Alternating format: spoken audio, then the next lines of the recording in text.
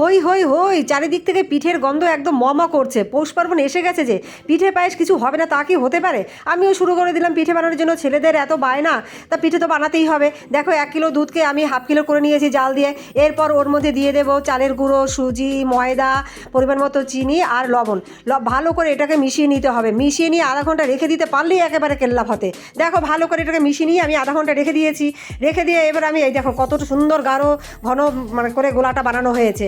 এবার কড়াইতে তেল দিয়ে ভালো করে গরম করে নাও। ভিডিওটি ভালো লাগলে 2 সেকেন্ড সময় নষ্ট করে আমার চ্যানেলটি অবশ্যই সাবস্ক্রাইব করে দিও। আর লাইক কমেন্ট করতে কিন্তু একেবারে ভুলো না। দেখো এরপর এক এক করে এক এক চামচ করে আমি ওর মধ্যে দিয়ে দিয়েছি। এবার এখন টোবা টোবা টোবা টোবা পিঠে তৈরি হয়ে গেল। আমি কত সুন্দর কালার, দেখে তো লোভ লেগে যাচ্ছে, মনে হচ্ছে এক্ষুনি খাই।